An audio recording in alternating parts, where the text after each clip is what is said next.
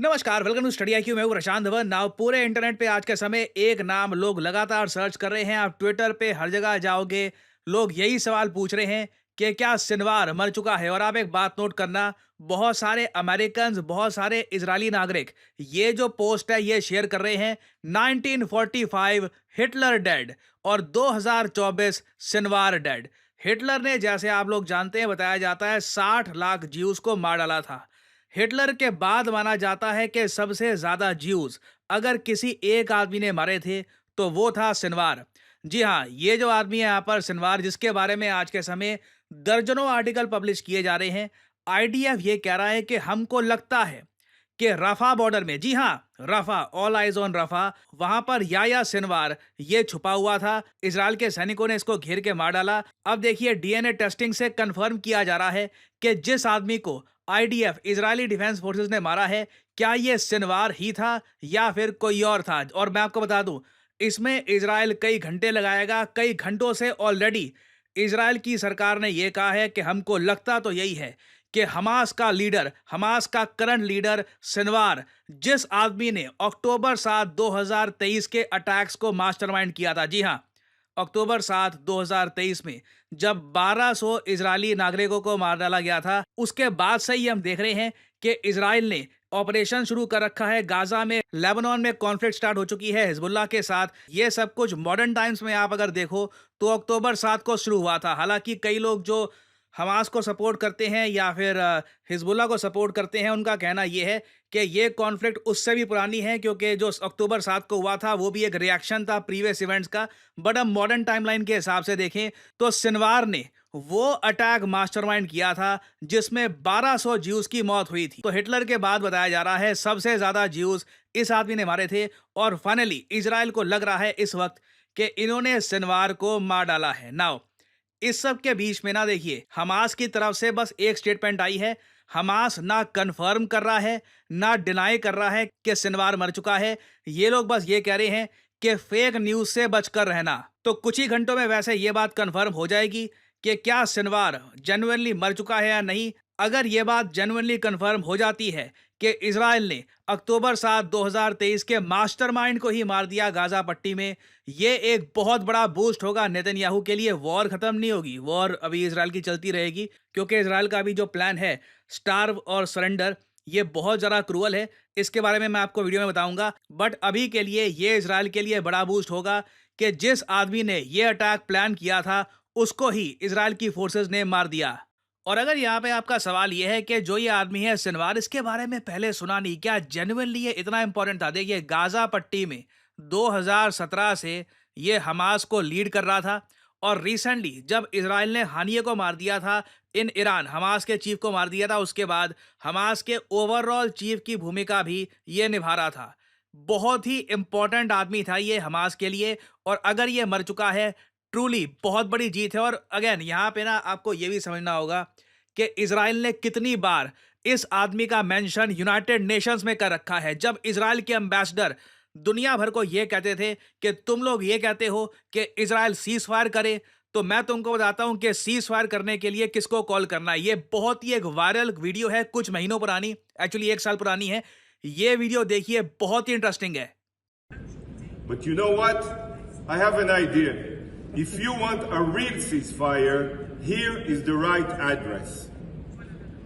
This is the phone number of Hamas's office in Gaza. You can all call +970-599-3765 and ask for Yihya Sinwar. Tell Hamas to put down their arms, turn themselves in, and return our hostages. This will bring a complete ceasefire that will last forever. ना, अभी जो आपने यहाँ पर video देखी है ये 2023 की है, दिसंबर 2023 की। अब तक इजराइल ने बहुत सारे हमास के लोग मार दिए थे और गाजा में भी बहुत लोगों की मृत्यु हुई थी। बट किसी को उम्मीद थी नहीं कि 2024 तक भी ये वॉर चलती रहेगी।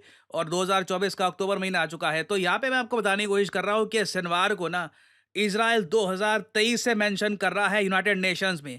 जब भी यूरोप या फिर चाइना या कोई भी देश इज़राइल को कहता रहा कि सीज़ फायर कर लो, वो कहते रहे ये लो सिनवार का नंबर, गाज़ा के हेडक्वार्टर्स में फ़ोन करो, उनको बोलो कि हमारे जो हॉस्टेजेस हैं, जो हमारे बंदी हैं, इनको छोड़ दे और फिर सीज़ फायर अगर करना होगा तो हमास के ज़रिए ही होगा, हम तो अपना काम करेंगे।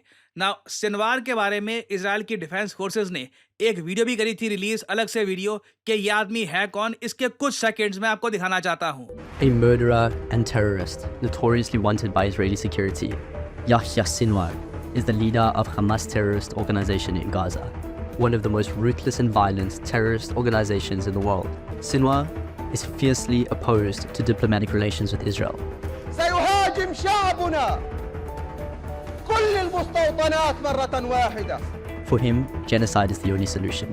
سنقتلع الحدود وسنقتلع قلوبهم. तो अब आप समझ पा रहे होगे कि ये आदमी कितना इंपॉर्टेंट था इज़राइल के लिए और इसको मार डालना एक इतनी बड़ी बात क्यों है। नाउ अगेन ये बात फिर से मैं बोलूँगा, अभी कंफर्म हुई नहीं है कि सिनवार मर चुका या नहीं मर चुका, बट जैसे ये बात कंफर्म हो जाएगी इजरायली सड़कों पे नाचेंगे। आप देखोगे हाइफा, तेल अवीव, लोग बाहर निकलकर सेलिब्रेट कर रहे होंगे अगर ये बात कंफर्म हो जाती है कि सिनवार जेन्युइनली मर चुका है।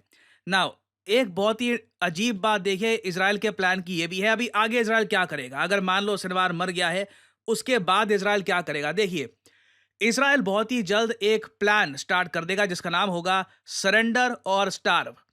इस प्लान के अंडर देखो इजराइल गाजा पट्टी को, ये आपके सामने गाजा पट्टी है, इसको दो हिस्सों में बांट देगा, एक नॉर्थ एक साउथ। इजराइल मान के चलेगा कि नॉर्थ में जो भी सिविलियंस हैं उन्हें इजराइल ने इतनी वार्निंग दे दी है कि वो साउथ की तरफ चले गए होंगे।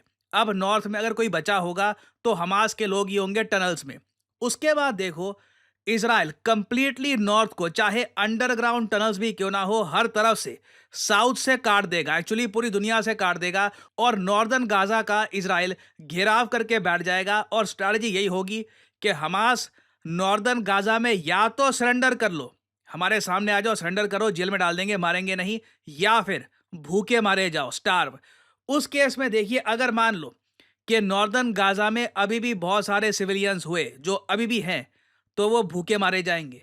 इसलिए अभी भी पूरी गाजा पट्टी में जो मृतकों का आंकड़ा है 42,000 का, ये बहुत ही जल्द 50,000 या फिर उसके भी ऊपर जा सकता है अगर इजराइल सरेंडर और स्टार्व की स्ट्रैटेजी से आगे जाता है। तो आने वाले कुछ महीने में देखिए जो ये सरेंडर और स्टार्व वाला जो ये कॉन्सेप्ट है इजराइल का, ये बहुत न्यूज़ में रहने वाला है। कई देश इसकी आलोचना करेंगे। आज ही इजराइल के लिए एक न्यूज़ ये भी आई है कि इटली ने, जी हाँ, इटली देश ने ओपनली अनाउंस कर दिया है कि इजराइल को वो कोई भी हथियार एक्सपोर्ट नहीं करेंगे। फ्रांस ऑलरेडी इजराइल से गुस्सा है और ऐसी नीतियां अगर इजराइल अपनाएगा मोस्ट प्रॉब्ली यूएस भी ज्यादा लंबे समय तक इजराइल को वेपन्स एक्सपोर्ट नहीं करेगा अनटिल डोनाल्ड ट्रंप प्रेसिडेंट नहीं बनते। तो ये टॉपिक देखिए अभी न्यूज़ में रहेगा, कुछ अपडेट्स आती है, मैं आपके लिए बाद में अपडेटेड वीडियोस ले आऊंगा। और फाइनली आपसे पूछूंगा यहाँ पर एक सवाल। देखिए यूएसए, जापान, साउथ कोरिया, ये तीनों देश मिलकर एक नई टीम बनाने वाले हैं। इस टीम का एक ही काम होगा कि मॉनिटर करना, ध्यान रखना कि एक देश है उस पर जो सैंक्शंस लगाए गए हैं ये प्रॉपरली फॉलो हो रहे हैं या फिर नहीं। आपको बताना है कि किस देश को मॉनिटर करने के लिए ये नई टीम बनाएगा यूएस, जापान, साउथ कोरिया, तीनों देश मिलकर बनाएंगे। ये हैं यहाँ पे आपकी ऑप्शंस। रशिया को मॉनिटर करने के लिए, ईरान को मॉनिटर करने के लिए, नॉर्थ कोरिया को या फिर बेलारूस को। इसको लेकर इस टॉपिक पर रिसेंटली बहुत सारे आर्टिकल पब्लिश हुए हैं। कमेंट सेक्शन में करिए उत्तर, जो लोग देंगे सही आंसर उनकी कमेंट को मैं हार्ट दे दूंगा ताकि बाकी लोग समझ पाएं कि सही उत्तर क्या है। और फाइनली आप लोगों के लिए एक बहुत ही इंपॉर्टेंट जानकारी। देखिए स्टडी आईक्यू एक बहुत ही स्पेशल बैच लेके आया है उन स्टूडेंट्स के लिए जो आने वाले यूपीएससी एग्जामिनेशन की तैयारी करना चाहते हैं। बट आप सबको पता है अब बस 200 के आसपास दिन बचे हैं। तो अभी स्टडी आईक्यू ने लॉन्च किया है एक लेटेस्ट 2025 की तैयारी 215 दिनों में। ये देखिए स्टडी आईक्यू का एक फास्ट ट्रैक बैच है जिसमें आपको प्राइस भी काफ़ी कम मिलता है और इंश्योर किया जाएगा यहाँ पर कि 215 दिनों में आपका पूरा सिलेबस कवर करके आपको यूपीएससी एग्जामिनेशन के लिए प्रिपेयर किया जाए।